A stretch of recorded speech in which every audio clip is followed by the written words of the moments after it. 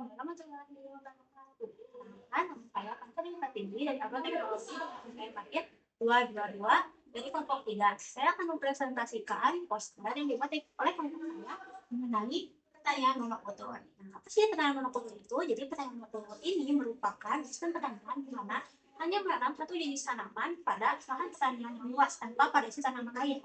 Sistem ini memudahkan dalam proses pengelolaan dan pemanenan karena dapat diperoleh dengan biaya yang murah. Namun, sistem ini juga menyebabkan permasalahan, yaitu diantaranya adalah berisiko menurunkan kesuburan tanah dan meningkatkan serangan hama dan penyakit tanaman. Sering diterapkan pada tanaman seperti padi, jagung, dan kedelai dalam skala 2 hektar. Ada permasalahan yang sudah kita menurunkan kesuburan tanah.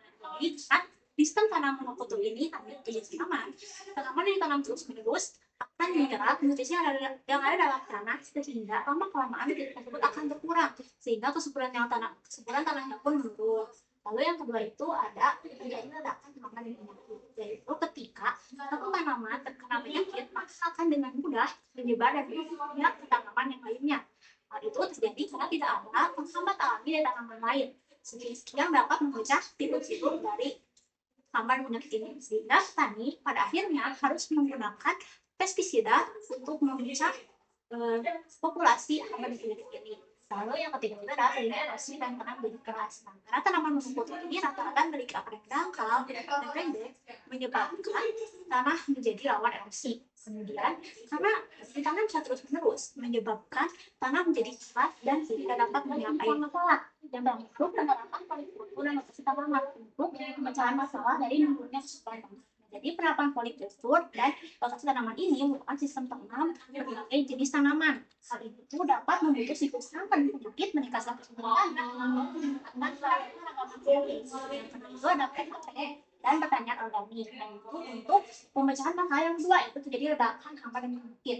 Nah, ini itu mengendalikan hama dan penyakit melalui pendekatan biologis atau ekologis, artinya itu ramah lingkungan. Nah, ekologi, biologis, fototeknik, dan fisik. Dan organik yang melibatkan bahan alami yang akan mengurangi penggunaan kimia berbahaya yang dapat merusak lingkungan. Dan yang ketiga itu ada agroforestry, yaitu menjaga ekosistem hutan, meningkatkan keragaman hayati dan memulihkan kesuburan tanah serta meningkatkan kesuburan pendapatan petani. Sistem monokultur ini menimbulkan kerusakan tanah, ledakan hama, hilangnya keanekaragaman hayati serta kehidupan ekonomi dan pangan. Solusi utamanya adalah dengan penerapan pertanian berkelanjutan seperti polikultur, agroforestry, PHP, dan dukungan kebijakan agar produktivitas dan ekosistem tetap terjaga. Sebuah pertanyaan dan akan saya jawab juga. Pertanyaannya itu adalah bagaimana sistem monokultur dapat mempengaruhi ekonomi petani kecil? Jawabannya yaitu sistem monokultur dapat mempengaruhi ekonomi petani kecil karena memiliki dampak positif dan dampak negatif. Dampak positifnya yaitu sistem ini membuat petani lebih fokus pada satu jenis tanaman sehingga pengolahannya menjadi lebih mudah dan efisien. Selain itu, jika harga tanaman tersebut sedang tinggi, petani bisa memperoleh keuntungan yang besar.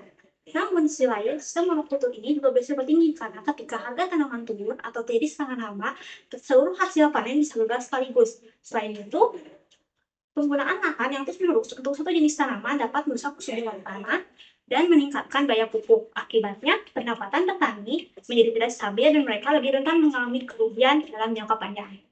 Sekian presentasi dari saya. Mohon maaf bila ada kesalahan. Wassalamualaikum warahmatullahi wabarakatuh.